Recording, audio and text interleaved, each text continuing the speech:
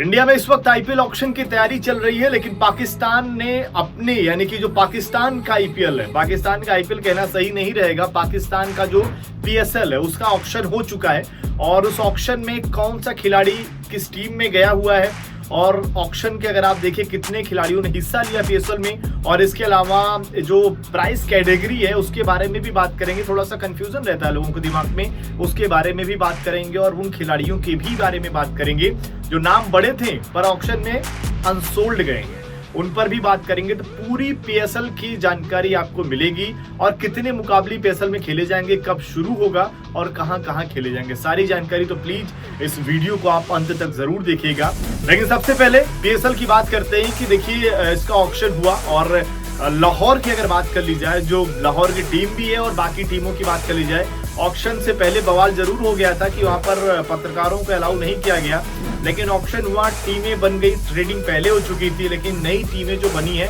वो तो अच्छी लग रही। तकरीबन 450 से ज्यादा खिलाड़ियों ने इस ऑक्शन में शॉर्टलिस्ट किया गया था और जगह उतनी ज्यादा थी नहीं, हर टीम को 18-18 खिलाड़ियों की जो जरूरत थी उसके अलावा तो ये टीम बनकर तैयार हुई है। और अगर बात कर ली जाए सबसे पहले कि देखिए ऑक्शन से पहले हमें जानना जरूरी है कि जो कैटेगरी वाला मामला क्या है, कि जो टीमें खरीदती हैं कि हर टीम के पास प्लेटिनम कैटेगरी होती है, डायमंड कैटेगरी होती है, गोल्ड कैटेगरी होती है, तो उन कैटेगरी का हम प्राइस बता देते हैं। क्योंकि कई बार होता है ना कि भारत के आईपीएल से और पाकिस्तान जो ये पीएसएल से तुलना होती रहती है, तो मैं बता दूं पहले तो कैटेगरी के बारे में कि, और इसके बाद ही हम जान पाएंगे कि आखिरकार ये आईपीएल का और पीएसएल के इन दोनों का अंतर कितना ज्यादा होता है। तो अगर बात कर ली जाए शुरुआत में, अगर आप देखें तो जो कैटेगरी है यहाँ पर आप देखिए पहले प्लेटिनम प्लेयर्स आते हैं जो सबसे बेस्ट कैटेगरी मानी जाती है। इसके अलावा अगर आप देखिए फिर डायमंड प्लेयर्स हो गए, गोल्ड प्लेयर्स हो गए, सिल्वर प्लेयर्स हो गए, इमर्जिंग प्लेयर्स हो गए, और यहाँ पर अगर आप देखिए सप्लीमेंट्री प्लेयर्स हो गए। तो इनके सामने अगर आप देखिए प्राइस भी लिखा हुआ है।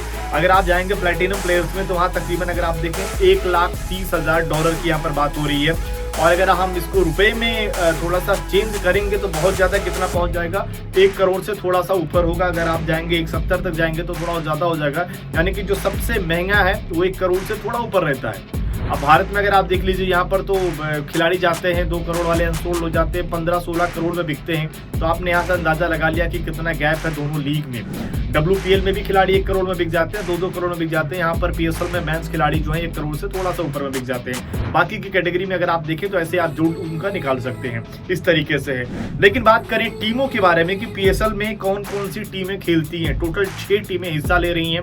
और यहाँ पर अगर आप देखें तो फिर लाहौर कलंदर्स हो गई, कराची किंग्स हो गई, इस्लामाबाद यूनाइटेड हो गई, इसके अलावा मुल्तान सुल्तान, पेशावर जल्मी हो गई, क्वेटा की टीम यहाँ पर हिस्सा लेती है। तो ये हो गई वो 6 टीमें जो पीएसएल में हिस्सा लेती हैं। अब आ जाते हैं बात करने की भाई जो ऑक्शन हुआ है इसमें नाम जिनके बड़े थे पर वो अनसोल्ड गए, उनमें से सबसे पहला नाम आता है हैदर अली का, जिनको पाकिस्तान टीम में जगह मिली थी। बड़े धाकड़ खिलाड़ी माने जाते थे पर ऐसा कुछ कर नहीं पाए थे, अब तो पीएसएल ने भी इनको साथ छोड़ दिया है। इसके अलावा अगर आप देखें अहमद शहजाद, जिनके बारे में पूरे साल भर चर्चा हुई कि इनको पाकिस्तान की मेन टीम में खिलाओ, पर उनका भी फॉर्म ऐसा रहा कि उनको यहाँ पर जगह नहीं मिली। शर्जील खान के बारे में भी डोमेस्टिक अच्छा गया था पर यहाँ पर जगह नहीं मिली। इसके अलावा अगर आप देखिए उमर अकमल, मार्टिन गप्टिल, इमरान ताहिल, फजल हक फारूकी, रहमानुल्लाह गुरबाज, इनको भी यहाँ पर कोई खरीदार नहीं मिला। इसके अलावा अगर आप देखें तो फिर मुजीबुर रहमान, और फिर इसके अलावा अगर आप देखिए महेश तीक्ष्ण, तो ये वो खिलाड़ी हैं जो यहाँ पर इस ऑक्शन में अनसोल्ड गए हैं। लेकिन अब बात कर लेते हैं यहाँ पर टीमों के हिसाब से कि किस तरीके से ऑक्शन के बाद जो नई टीमें हैं किस तरीके से बनकर तैयार हो गई हैं। अगर यहाँ पर हम बात करें, सबसे पहले बात करते हैं कलंदर्स की, जहां पर आपको नजर आएंगे शाहीन शाह अफरीदी जिसकी कप्तानी करते हैं। यहाँ पर अगर आप टीम को देखें तो शाहीन शाह अफरीदी है जो प्लेटिनम कैटेगरी के आते हैं, जो सबसे महंगा यहाँ पर होता है पीएसएल का।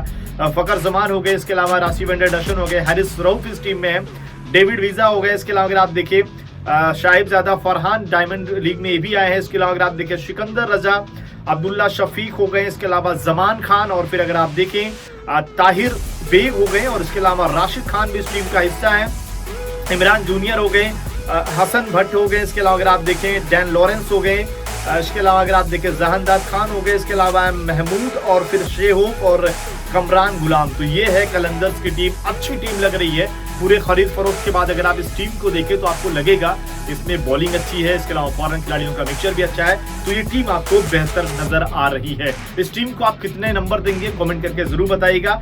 आते हैं नंबर 2 की टीम पर, क्वेटा की टीम की अगर आप देखें तो यहाँ पर इनकी टीम जो पिछली बार खराब फॉर्म गया था, यहाँ पर अगर आप देखें सरफराज अहमद जो गोल्ड है, इसके अलावा अगर आप देखें रदरफोर्ड हो गए इस टीम में, रेले रोशो हो गए, इसके अलावा मोहम्मद आमिर को इस टीम ने अपने पास रखा हुआ है, शामिल किया है, इसके अलावा वसीम जूनियर, जैसन रॉय हो गए, और फिर अगर आप देखें तो फिर हसरंगा हो गए, मोहम्मद हसनैन हो गए, उस्मान कादिर हो गए, शाजिद अली है इस टीम का हिस्सा, शौक शकील को इन्होंने शामिल किया है, इसके अलावा अबरार अहमद भी है इस टीम में, इसके अलावा अगर आप देखें उमर बिन यूसुफ, विल स्मिथ भी है, इसके अलावा अगर आप देखें आदिल नाज, ख्वाजा नफे हैं, इसके अलावा अकील हुसैन, सोहेल खान। तो ये है क्वेटा की टीम, यानी कि 2 टीमों की हमने बात कर ली। अब नंबर 3 की टीम पर आते हैं, इस्लामाबाद यूनाइटेड की टीम, जहां पर आपको दिखेंगे शादाब खान, इसके अलावा नसीम शाह, जॉर्डन, इसके अलावा इमाद वसीम। देखते हैं यहाँ पर कप्तानी शादाब ही इस टीम के हैं और ट्रेड करके लाए गए हैं। यहाँ पर अगर आप देखें तो फिर इमाद वसीम, आजम खान हो गए, टेमाल मिल्स हो गए, एलेक्स सेल्स हो गए, फहीम अशरफ हो गए, Colin Munro, Matthew Forde, Salman Ali Agha, Qasim Akram, Ubaid Shah, Hunain Shah, इसके अलावा अगर आप देखें रुमैन रईस हो गए, इसके अलावा शाहब खान हो गए, इसके अलावा समैल हुसैन, टॉम करन। अगर आप इस टीम में देखेंगे तो आपको नसीम शाह का पूरा परिवार इस टीम में आपको दिख रहा है, यानी कि सारे भाई एक ही टीम में आ चुके हैं और ये भी मजा आएगा देखने में। और रही बात अगर आप अभी तक तीनों टीमों में देखा जाए तो इस्लामाबाद के पास ज्यादा बैलेंस नजर आ रहा है, पर वही है कि प्रदर्शन कैसा होता है ये देखने वाली बात रहेगी। आते हैं कराची पर, आ जाते हैं। अब यहाँ पर कराची की अगर बात कर ली जाए तो कराची की टीम को अगर आप देखेंगे तो यहाँ पर कैरन पोलार्ड को इन्होंने अपने पास रखा हुआ है, मोहम्मद नवाज हो गए, डैनियल सैम्स हो गए, हसन अली हो गए, टिम साइफर्ड हो गए, जेम्स हो गए, इसके अलावा शान मसूद, शुएब मलिक, तबराज शमसी, इसके अलावा अनवर अली, मीर हमजा हो गए, इसके अलावा मोहम्मद अखलाक हो गए हैं, शायद इसके अलावा अगर आप देखें शाद बेग, जैमी ओबर्टन हो गए, इसके अलावा अगर आप देखें सिराजुद्दीन हो गए, और फिर इरफान खान, इसके अलावा अराफात भी है इस टीम में, और मोहम्मद आमिर खान। इस टीम में अगर आप देखेंगे तो एक समय एक टीम बहुत बैलेंस नजर आती थी, पर अभी अगर आप देखें तो इस टीम में उतने ज्यादा बड़े नाम आपको नजर नहीं आ रहे हैं। इसके अलावा अगर आप देखेंगे तो फिर मुल्तान सुल्तान की तरफ चलते हैं। यहाँ पर अगर आप देखेंगे तो फिर कप्तानी करते नजर आएंगे आपको मोहम्मद रिजवान। इस टीम की अगर बात कर ली जाए, मोहम्मद रिजवान, इफ्तिकार रहमत, डेविड बिली, यानी कि शुरुआत के अगर आप 3 खिलाड़ी देखें जबरदस्त है। डायमंड कैटेगरी में आएंगे तो शामा मीर हो गए, खुशदिल शाह हो गए, डेविड मलान भी इस टीम को इन्होंने जोड़ा है, तो ये भी अच्छे खिलाड़ी हैं। इसके अलावा अगर आप देखें गोल्ड में इनके पास जो है अब्बास अफरीदी हो गए, रिजा हेंड्रिक्स जबरदस्त फॉर्म है, रीस टोपली हो गए, ये भी अच्छा बैलेंस लग रहा है। सिल्वर में अगर आप देखेंगे एहसानुल्लाह, तैयाब ताहिर, और इसके अलावा अगर आप देखें शहनवाज धानी, मोहम्मद अली, और फिर अगर आप देखेंगे उस्मान खान, यानी कि यहाँ पर भी इनके पास अच्छे हैं। फजल अकरम, याशिर खान इमर्जिंग खिलाड़ियों की लिस्ट में आपको नजर आएंगे। इसके अलावा अगर आप देखें क्रिस जॉर्डन, आफ्ताब इब्राहिम, तो ये भी टीम अगर आप देखें तो ठीक ठाक इनका बैलेंस है, यानी कि एक तरीके से अगर आप देखें तो ये टीम अच्छी लग रही है। अब आते हैं पेशावर ज़ल्मी की तरफ, जिसके कप्तान है बाबर आजम। अगर इस टीम में देखें तो यहाँ पर नूर अहमद, बाबर आजम, रोमन पॉवेल, ये 3 खिलाड़ी आपको नजर आएंगे। डायमंड में अगर आप देखेंगे तो फिर आपको नजर आएंगे आसिफ अली, शैम अयूब, इसके अलावा टॉम कोलहर, कैटमोर, जिन्होंने पिछले बार तो भाई बहुत ही पिटाई करी थी, बड़े ही जबरदस्त खिलाड़ी हैं, तो ये भी यहाँ पर टीम का हिस्सा है। गोल्ड में अगर आप देखेंगे नवीन उल हक, आमिर जमाल, मोहम्मद हैरिस हो गए। इसके अलावा अगर आप सिल्वर में देखेंगे तो आपको नजर आएंगे सलमान, इरशाद, आरिफ याकूब, इसके अलावा उमैर अफरीदी, इसके अलावा अगर आप देखेंगे तो डैनियल हो गए, इसके अलावा खुर्रम शहजाद इस टीम में है।